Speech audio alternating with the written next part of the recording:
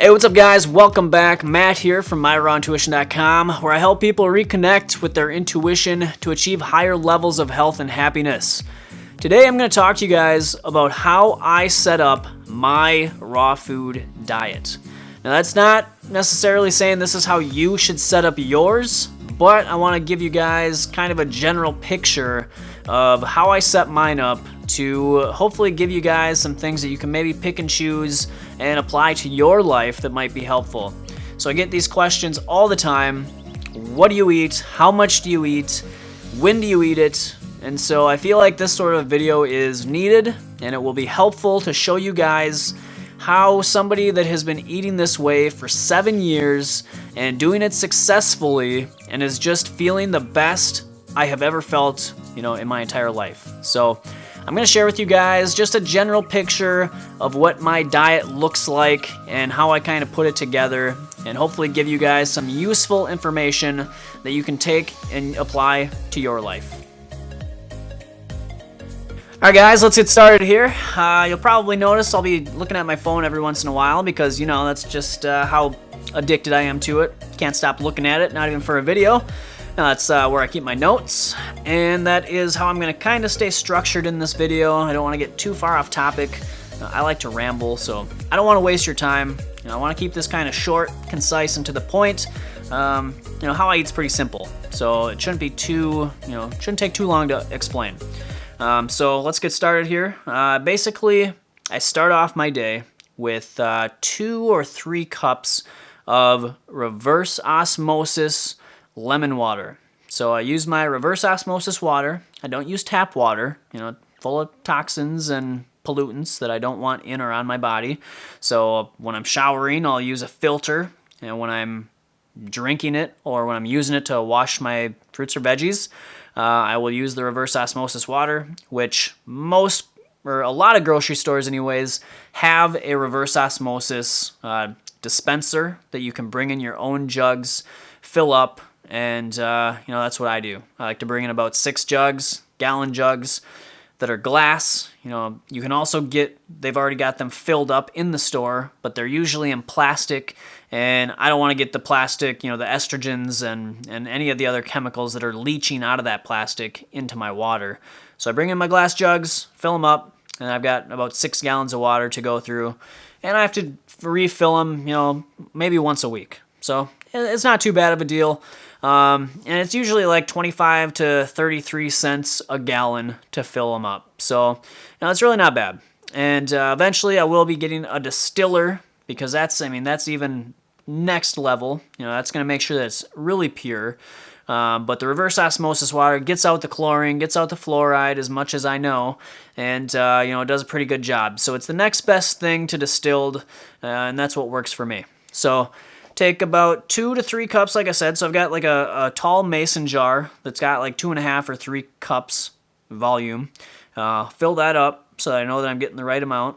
Then I'll pour it into a pot on my stove, not in the microwave. Keep it on the stove, reduce your radiation exposure. And then I'll warm it up. I don't let it get to boiling usually, because then it just takes so much longer to cool down so I can drink it. And plus I'm using a mason jar, so it's glass and it gets pretty hot. So just kind of let it get warm so it's a nice temperature. Then I'll pour it back into my mason jar, and then I will squeeze like a quarter of a lemon. You don't need a lot, just a quarter of a lemon in there, and that's it. So I drink that over the next like 30 minutes. And it's a great way to start my morning. It's, it gives me some hydration, it gives me some antioxidants and electrolytes, and it, kind of helps to aid my body and supports my liver and the other detoxifying organs and glands to help get all the junk from the night before moving out of my body, and just kind of primes me for the day ahead, before I start putting food in there. So I like to do that. In the summertime, I'll usually just do room temperature water, but the winter time, it's kind of nice to have something warm. It's pretty warm, pretty cold here in Minnesota, so give me a break. No, just kidding. All right, so from there on, it's pretty simple. It's basically just, fruit the rest of the morning typically. Sometimes towards the, later half of the morning, I will have some almonds, usually almonds. If I get like a savory craving, that's what I'll have, about a fourth cup. I don't try to do any more than a fourth cup of almonds.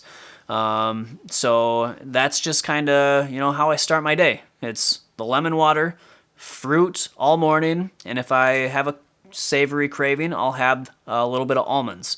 In the afternoon, I will have fruit again the first half of the afternoon, and then for dinner, I will have a big salad, like 1 to 2 pounds probably of salad. I don't actually weigh it out, but I'm just kind of guessing.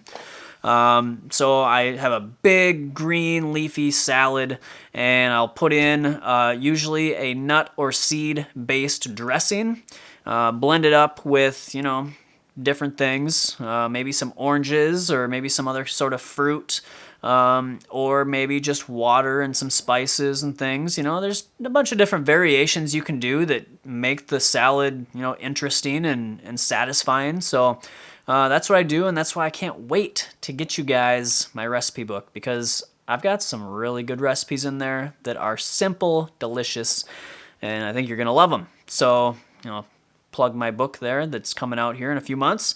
Yeah, so, I would say probably about 70 to 80% of what I eat throughout the day is going to be fruit.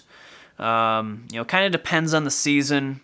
Winter time, I eat probably a little more greens than I do in the summertime. So, it kind of swings back and forth, probably between 70 and 80%. Again, I don't really track this in any way anymore, so I don't exactly know the percentages, but I'm just giving you kind of a guesstimation. 70 to 80% fruit, and then like 20 to 30% leafy greens, with, all the other, a few nuts and seeds. Usually if I'm having the almonds in the morning, I'll do a fourth cup of almonds. And then in my salad dressing, I will do a third cup of nuts or seeds blended in with other stuff. So, maybe a little over a half cup, but usually, a half cup or less of nuts and seeds per day. And I think that is, I think that's a great, for me, it works really well. And so a lot of other people, kind of have different, their bodies react differently to fats and the fat content, the percentage that they are consuming. So again, it's not exactly how you should design your diet, but this is what works for me. So maybe it'll work for you, and maybe you'll have to adjust it in some way. Now, when I am eating my fruits or vegetables, they're generally, for the most part, always going to be in their whole unprocessed form. Besides, putting them in a blender to make a smoothie, or in a food processor to make salsa, or, the occasional juice, generally it's going to be as minimally processed as possible. And, anytime you're buying food from a store or a factory that has been processed in any way, pretty much guaranteed there's going to be some sort of preservative, or they did something to it to allow it to stay fresh as long as possible. So I just think that it's important that, if I'm going to buy, or if I'm going to consume processed food, I'm going to be the one that does the processing in my kitchen. So I know exactly what was done to it and what was put on it. So I'm sure that I'm consuming things that I want to consume. And that's just what I have found to be, the best way to go. And I think that is one of the reasons why I've been successful, 7 years going strong. And, it's because I haven't let those processed vegan junk foods pull me off my path. I've stuck to basically, for the most part, whole food, plant-based, 100% plant-based, but mostly whole foods. And, it's been serving me very well. So I'm going to continue doing that and feeling good into the future. So fats is another big question that I get from people, is how much fat do you eat and what kind of fat do you eat? What's the best fats?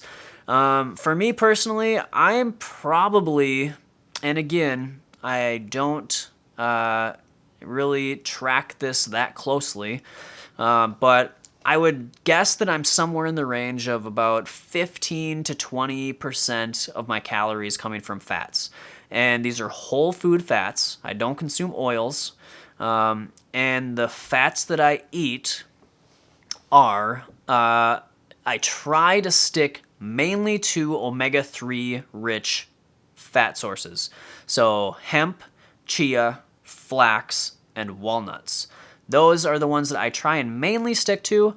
I do consume almonds, which are more omega-6, but when you go to a whole food plant-based diet, especially a raw food plant-based diet, you are really, just by default, you're going to really balance out your omega-3 to 6 ratio. So you're sitting a lot better than most people just from that fact alone. But I just like to play it safe and go more towards the flax, chia, hemp, and walnuts because they're just a little better source of omega-3s. But omega-3s, omega fats are in most plant foods. So as long as you're eating whole foods, you're not consuming oils, and you're making an effort to eat flax, chia, hemp, or walnuts, your omega-3 balance will be, it should be fine. Mine was, and I just put up my blood test results maybe a couple months back, and everything looked good. So that's what's working for me. Again, about 15 to 20% fat, and this might not be the same for you. A lot of people react differently to different amounts of fat. So some people want to be closer to 10%. Other people want to be, closer to 20. It depends on the person and what's working for them. So, again, don't just base everything in your diet off of what I'm doing because you think that I, know a lot about this, which I feel like I know a good amount, but, there's still more I can learn, and, I'm just doing what I feel is best for me at this moment. So, that is what I'm doing with my fats. Supplements, I only take one supplement, and that is a B12 supplement. I've only been taking it for a couple months probably now, ever since I got my blood test and I saw I was low in B12. So I thought probably be a better or a safe decision to start taking a B12 supplement. But yeah, that's the only supplement that I take. So, other than that, I'm doing good on just my whole food plant-based diet. Let's see. Food combining. I try and stick to, general food combining rules, but I'm not that strict with food combining. I will, I'll mix maybe a date in with one of my dressings, which contain nuts or seeds, and I don't see any issue with that. I have no digestive issues when I do that. I will maybe have bananas with pineapple, which is a sweet fruit with an acid fruit, so I don't have any issues with digesting that either. So, there's certain things that I agree with when it comes to food combining, and there's certain things that I don't.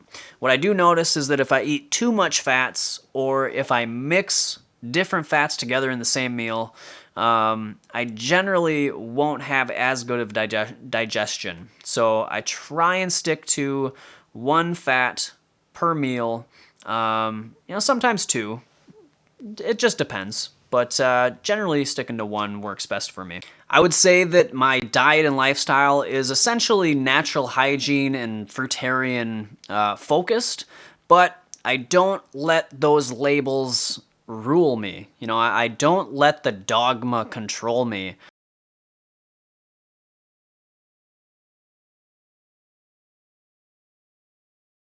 I am more about listening to what feels right to me and my intuition, and just going with personal experience based on, educated, decisions from what I feel are, truths that I have heard or read, and that's kind of just how I decide on what I'm going to incorporate into my diet and lifestyle, and it's been working out for me so far. So I really think that, balance, intuition, education, and good role models are, a very good foundation for, succeeding in this healthy lifestyle. You know, I think it's good to follow long-term raw foodists and see how they're doing it. And, you know, again, just take bits and pieces from each one of them that you find to be, you know, legitimate and giving out good information, and form it into your own opinion. And at the same time, be following plant-based doctors that are on, you know, social media, like Dr. Greger, Dr. Furman, Dr. Morse, Dr. Garth Davis, you know, Dr. Pam Popper. There's so many helpful doctors out there that are, you know, giving out information that are allowing us to make educated decisions on how to form our diet and lifestyle. So, guys, I hope that was helpful. If you have any additional questions, if I forgot anything, let me know in the comments box below. Let me know what's working for you. I want to hear your experience as well. And if you have any tips or tricks for everybody, definitely let us know down below. So I hope you guys have a great week and a great holiday season, and I will catch you guys in the next video. Always remember to follow your raw intuition. Detoxify your mind and body. Be the change you want to see. Small steps towards living better. Small steps to where I want to